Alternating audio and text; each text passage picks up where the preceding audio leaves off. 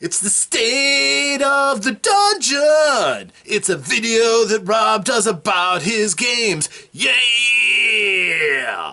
Hello, ladies and gentlemen. I am Rob. Welcome to my basement lair. Today, we're going to be covering my State of the Dungeon address. This is for the game that took place on the 28th of January, 2021. The game, Mighty Protectors. All current players were in attendance. Those were the players of Cyghost, Bulwark, Rook, and Sentinel.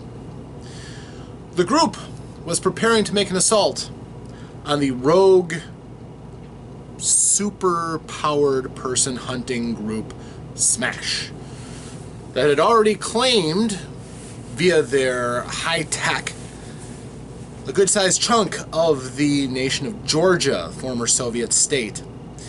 They were given accommodations to travel to Georgia to try to make an assault upon Smash's stronghold, find the source of their high technology in advance of anything that should be in their possession, root it out, destroy what they can to put at least a crimp on Smash's prospects, and if possible, take any assets they can with them, whether that's personnel, the people behind their technology, whether that's the actual technology themselves. Smash's hallmark is that they've developed battlesuit technology, armored suits with powered systems, making the person wearing them practically immune to small arms fire, and able to do a variety of amazing things and carrying weapons that outstrip an entire platoon of soldiers.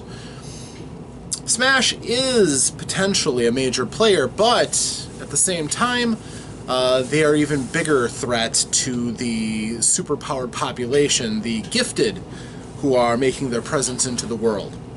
So, the group was aided by the international conglomerate that they've started to work for.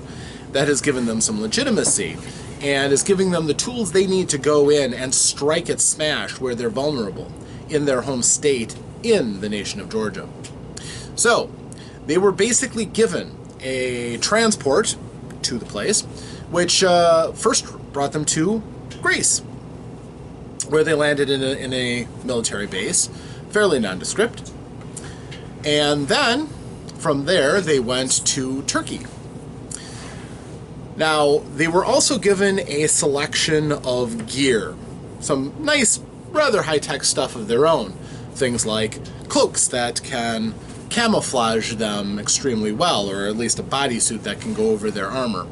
Options for weapons, such as some interesting grenades, conventional weapons, and the like. Some explosives, just in case that becomes useful when you're making a military action against somebody. That's not a bad thing to have, and we know that Sentinel has a taste for the explosives. All told, along with their superpowers, they are 4 people going up against a large militant group, but they have the advantage of surprise. So, their method of getting into the country after selecting the gear that they were all going to take was that they were going to fly commercially through a legitimate craft going from Turkey to Russia, passing over Georgia.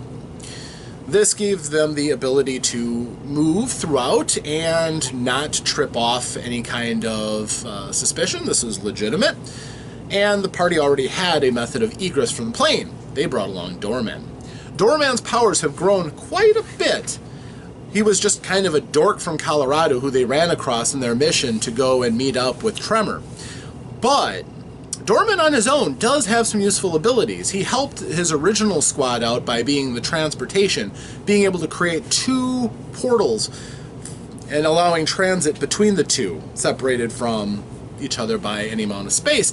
His range is out to about 2 miles, but he's learned to play with that quite a bit. In addition, he's learned some interesting tricks as far as creating these doorways in front of people so that they appear pretty much where he wants them to, including creating them underneath people so that they get sent wherever he wishes to send them.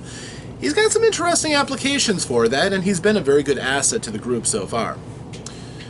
Now in this mission, this is their first time going deep without any kind of support with Doorman at their side, and they're going to test how they're going to do against Smash's battle suits and units. So on the plane trip, which was entertaining, not all of them had an equally comfortable ride. Some of them had questionable neighbors. And Rook especially just drew some bad luck, unfortunately, with his the person next to him being, well, finding him attractive. And he didn't have that reciprocated. But as they were going across in their flight, several of them noticed a disturbance. Outside the plane, two gifted were having a fight, and not just a little one. This was impressive.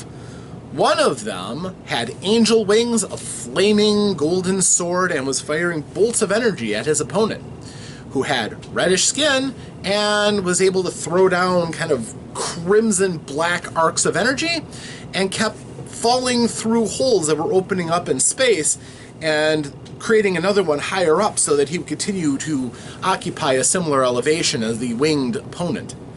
They were fighting, and everybody on the plane wanted to see this battle. The gifted are very much in vogue. The pilots were just trying to get clear, however, so it was fairly certain that they weren't going to be able to see much of the spectacle unless it got ended quickly.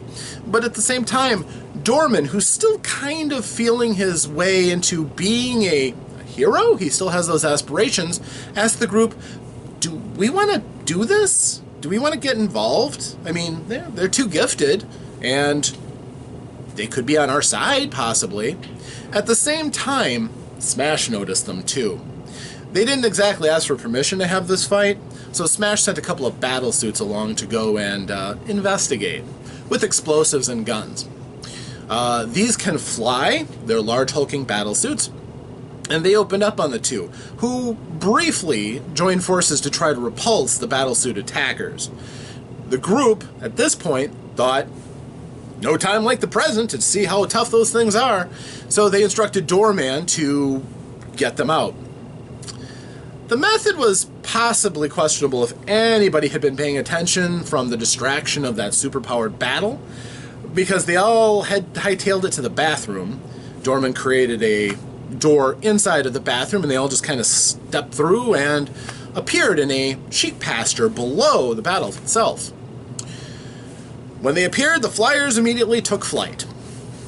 They weren't all that high up. Actually, they were only about 500 feet up in the air by this time, so it wasn't exactly an orbital fight. And that suited most of them just fine. They were able to get in and engage quite quickly, and their initial strikes came completely by surprise. Neither the Smash battle suits nor the two expected all of a sudden 4 gifted to show up. And Doorman, who really didn't show up, but he participated. And the group went at it. First of all, they teamed up with Doorman to create a portal directly above the battlesuits, and, well, Bulwark went dense and dropped down on top of one. Finding out those battlesuits are tough. The ones designed for flight can carry a lot, but not quite as much as Bulwark, and then having their gravity increased 8 times. Making them very, very, very heavy. That blew the thrusters on the first one that they turned their attentions on, and it started to plummet. And of course, Bulwark can fly, so he wasn't hindered by this at all. Cygos found out that, well, all that armor doesn't protect against psychic blasts very well, and she began to start cooking melons. That is the noggins of the people inside. Proving the first one had a bit of resilience. He didn't go down on the first shot, and the second one, and that was pretty much it. But that was an interesting point, that she had a key to that armor that couldn't protect the pilots. What happened next was a lot of strangeness, because they had, of course, some participation from the 2 gifted who were fighting. They found out that the Angel fellow didn't really like the battlesuit guys either, and he tried to assist. Well, the battlesuits are tough. The Angel's powers are strong, but those battlesuits are really tough. Somewhat more effective, the red-skinned fellow has the ability to displace himself with something else. He managed to show that to effect when he displaced one of the battlesuit pilots. So he popped into the battle suit, and that other guy appeared in his underwear, falling. Yeah, that was a thing that happened. And for some reason, he seems really competent and was able to not immediately turn the battlesuit into a nosedive or anything like that. Trying to help out by immediately taking control of the gun and shooting another one of the battlesuits, which took the shot, it must be said. The rest of the group continued to use their various powers. Turns out that they were shielded fairly well against the electrical impulses from Rook's gravity power. On the other hand, it was straining their thrusters. The craft could not maintain height while he was increasing their density, so he was able to knock them out of the elevation fairly easily. However, after the first one ruinously had his thrusters explode on him, the rest of them managed to regulate the extra weight and only sunk without actually free-falling or taking any extra damage. This is significant because it kind of shows a staging level of what his powers do to these armored suits. They're plenty strong and can actually take that kind of gravity effect. So he'll probably have to figure out how to use that in conjunction with other things to really stop the battle suits, but it's still quite effective in its own way. Sentinel found out happily that his increase, all the work that he's done on his repulsor blasts, gives him a range to knock out targets in low orbit, because he was able to strike at them using his repulsor blasts. Now, the repulsor blasts are interesting because they open up an interesting dynamic in combat, being able to push targets around. It's resisted by mass. Those battlesuits are about a ton each. He wasn't pushing them very much, unless I rolled really poorly, because their mass is not a constant, it's a die roll. Well, guess who wasn't rolling so well? So he was still sliding battlesuits around, and at one point, one of them just crashed into each other. But these suits are really tough, so that didn't disable them. That just got them close to each other. And then they turned, the battlesuits, and they opened fire on the group. Now, Bulwark took some shots, and Cygos took some shots too. They have a nasty attack with munitions that are loaded in one of their gauntlets that can send out a stream of serrated flechettes and micro-munitions explosives. Let's just say they're able to hurt people and vehicles with those things to a certain extent. But both heroes were able to roll with a blow and didn't take full damage. And they've got plenty of power to them at this point. They weren't exactly bleeding it off tremendously fast. Well, okay, maybe Bulwark was, but the others were being a little bit more judicious in how they were spending their power. And after taking those shots, apparently the fellow in red thought that Cygos might have taken the worst of that. So he, somewhat chivalrously, switched places with her, so she ended up inside the battlesuit, and he appeared outside and began falling again. Apparently he's not really worried about the falling. His powers are very, very, very quick with that displacement ability. And that has already taken care of one of the battlesuits and pilots. The rest of them are starting to succumb to the combined attacks of the rest of the heroes. Bulwark, flying around, was able to kind of work with the others to isolate individual battlesuits. Sentinel kept trying to blast up and move them around and slam them into each other. Dorman, however, was looking at things, and he's not really into killing. He doesn't want to see anybody get hurt or killed, really. So he used his ability to stop the free-falling trooper. The thing was, he botched, unfortunately, and he put him on top above the angel. The falling trooper grabbed onto the angel and locked up his wings. This could have been a bad thing for them. Although Dorman was determined that he was going to fix it, turns out that Angel was pretty effective. He just took his flaming sword and ran it right through the guard, instantly killing him. Apparently that's not a problem for him, and the body fell, decapitated, and the Angel was free. Still firing his fiery blasts and harming the different troopers. So At this point, the battlesuit troopers are having some problems. Really, they're losing numbers. Their suits are getting beat up. And at one point, Dorman, as one is fleeing, puts up a door in front and puts the receiving door just in front of the ground, so it slams into the ground and knocks out the pilot.